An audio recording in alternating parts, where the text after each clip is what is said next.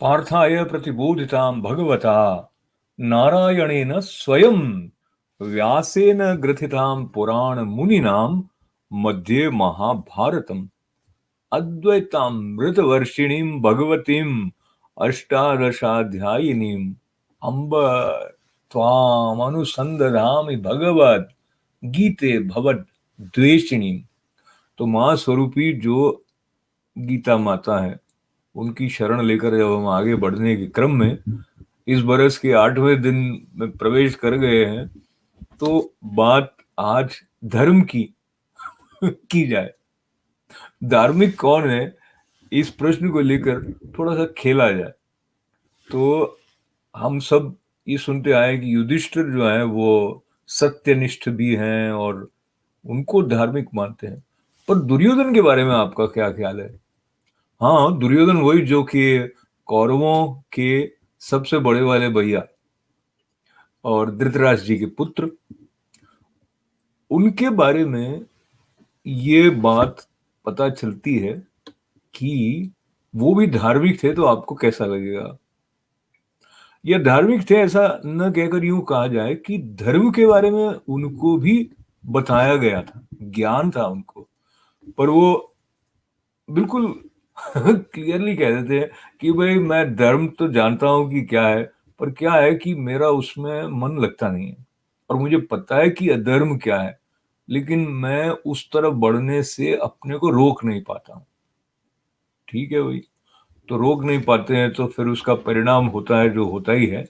पर बात यह है कि हम जब किसी मनुष्य को धर्म आचरण करता ऊपर ऊपर से देखते हैं, समझिए कोई मंदिर जाता है तो, और वो कोई त्रुटि करता है, अपने जीवन में स्खलित हो जाता है, तो हम कहते हैं अरे मंदिर जाने वाले भी ऐसे ही होते हैं। अरे भाई, मंदिर जाने से कोई उसको परफेक्शन का ठप्पा तो नहीं मिल गया है।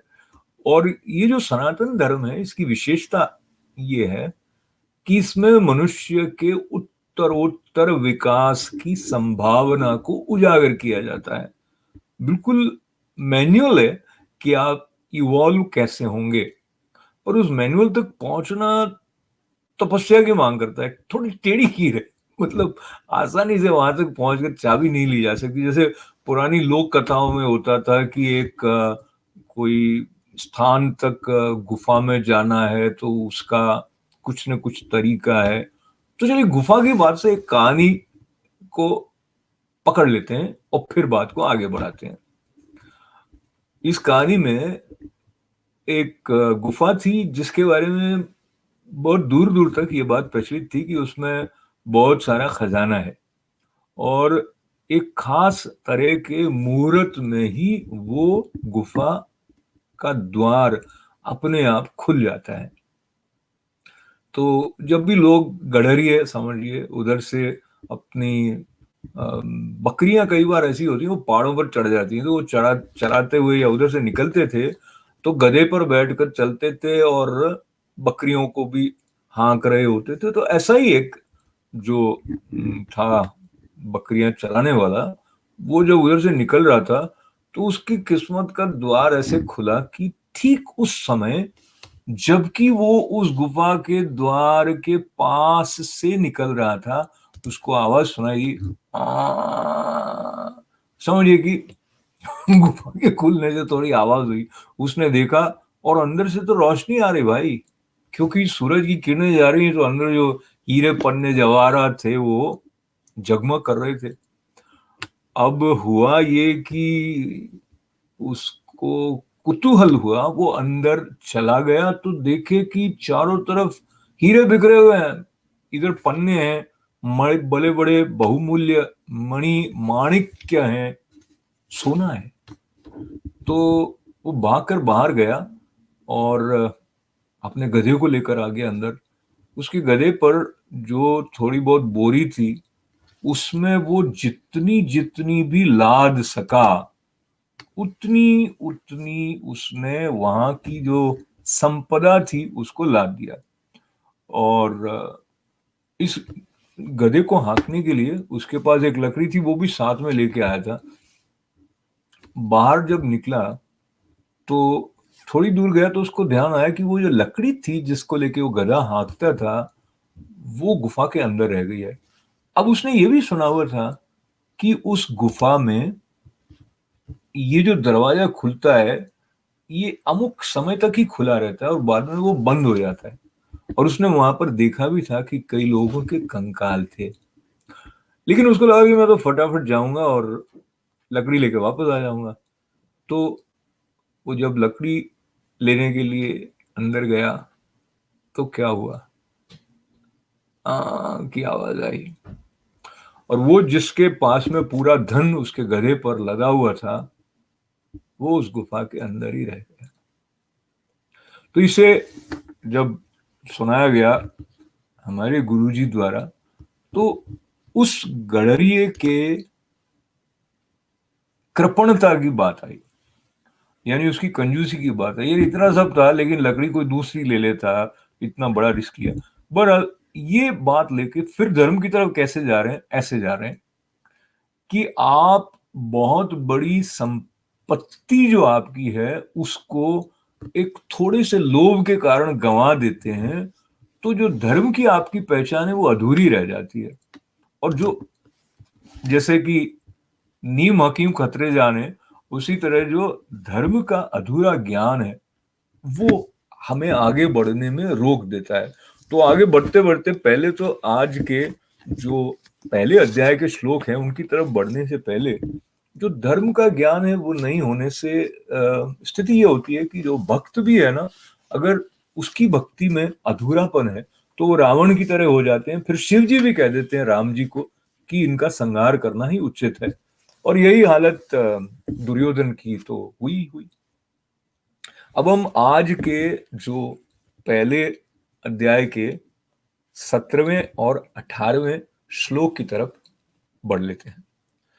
इसमें अभी तक स्थिति जो है ना युद्ध से पहले की, उसका ही वर्णन चल रहा है अभी तक। काश्यश्च परमेश्वासः शिखंडी च महारथः दृष्टद्युम्नो विराटश्च सात्यकिश्च पराजितः द्रुपदो द्रौपदेयाश्च सर्वशः पृथ्वीपते सौभद्रश्च महाबाहुः शंखान दद्मुः पृथक पृथक। श्रेष्ठ धनुष वाले काशीराज और महारथी शिखंडी और दृष्टद्युम्न और राजा विराट और अजेय सात्यकी राजा द्रुपद और द्रौपदी के पांचों पुत्र और बड़ी भुजा वाले सुभद्रा पुत्र अभिमन्यु, इन सभी ने हे राजन सब ओर से अलग अलग शंख बजाए।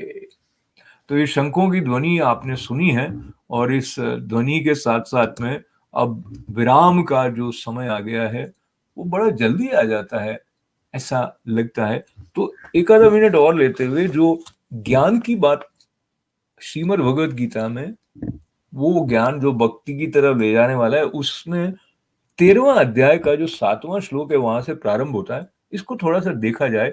अमानित्वम अदम्भित्वम अहिंसाम क्षांति रार्जवम आचार्योपासनम शौचम स्थैर्यम आत्म विनिग्रह।